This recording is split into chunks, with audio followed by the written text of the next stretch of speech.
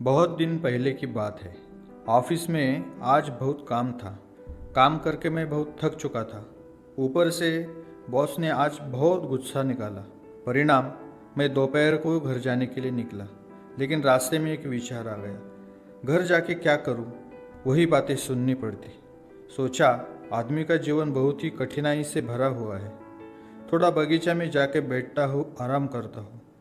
वहाँ कुछ जाकर शांति मिलेंगी। मैं बगीचा में जाके बैठा और मन ही मन में विचार करने लगा। पूरे मनुष्य का जीवन बहुत सारी कठिनाइयों से भरा है। तभी पीछे से आवाज़ आई, "श्श, श्श, अरे ओ साहब, साहब।" मैंने पीछे मुड़ के देखा तो कुछ अजब ही सुनाई दिया। साहब, मैं एक फूल हूँ, छोटा सा, नाजुक सा, पर जीवन से भरा हुआ। मेरी कहानी उतनी ही सरल है जितनी प्रकृति की गोद, और उतनी ही गहरी है जितनी इंसान की भावनाएं। मेरा जन्म एक बीज से हुआ। बहुत दिनों तक मैं मिट्टी की गोद में सोया रहा। बाहर की दुनिया मेरे लिए अंधकारमय थी, लेकिन मिट्टी ने मुझे अपने आंचल में सुरक्षित रखा। धीरे धीरे जब बरसात की बूंदें मेरे ऊपर गिरी, सूरज की किरणें मिट्टी के बीच से मुझ तक पहुंची, तो मेरे भीतर जीवन की चिंगारी जली। मैं अंकुरित हुआ। छोटी सी कोपल धरती की सतह को चीर कर बाहर निकली। शुरू में मैं बहुत नाजुक था। कभी तेज धूप जलाती तो कभी ठंडी हवा हिलाती, लेकिन मेरे चारों ओर पेड़ पौधे, घास और मिट्टी की नमी थी, जिसने मुझे साहस दिया। धीरे धीरे मेरी हरी पत्तियां फूटी, तना मजबूत हुआ, और फिर एक दिन मेरी कली बनी, मेरा खिलना। कली बनने के बाद मुझे लगा कि मैं कोई रहस्य हूँ, जिसे प्रकृति धीरे धीरे खोलना चाहती है। हर सुबह ओस की बूंदें मुझे सहलाती, और हर शाम चांदनी मुझे शांति देती। अंततः एक सुबह जब सूरज की किरणें मुझ पर पड़ी, तो मैं पूरी तरह खिल उठा।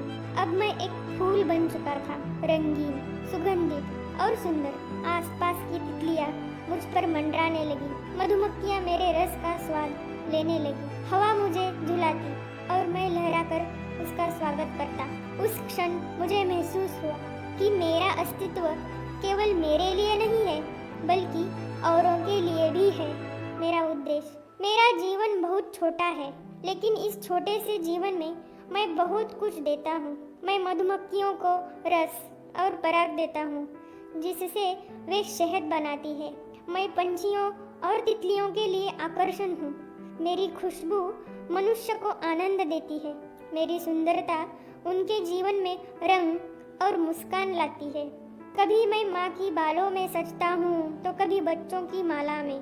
कभी मैं किसी की पूजा में चढ़ाया जाता हूँ, तो कभी किसी की किताब में सूख कर बस याद बन जाता हूँ। इंसानों की दुनिया में मेरी जगह।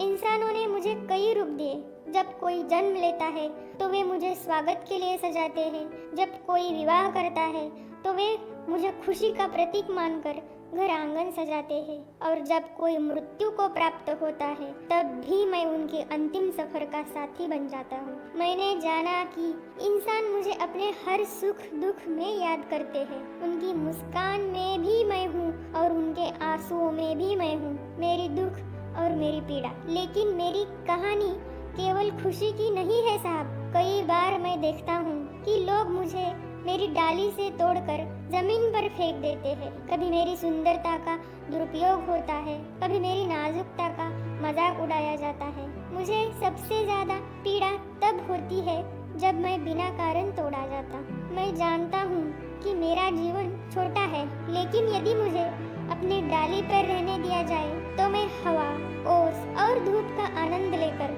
स्वाभाविक रूप से मुरझा सकता हूँ। मेरा मुरझाना समय किसी के लिए भी नहीं रुकता साहब। धीरे धीरे मेरी पंखुड़ियाँ ढीली पड़ने लगती है।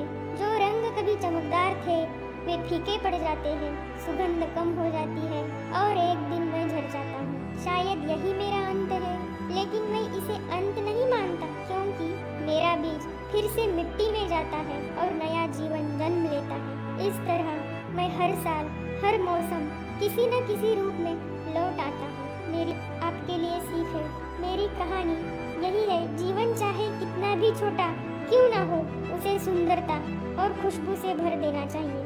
दूसरों को खुशी बांटना ही असली उद्देश्य है। नश्वरता से डरना नहीं चाहिए, क्योंकि हर अंत एक नई शुरुआत है।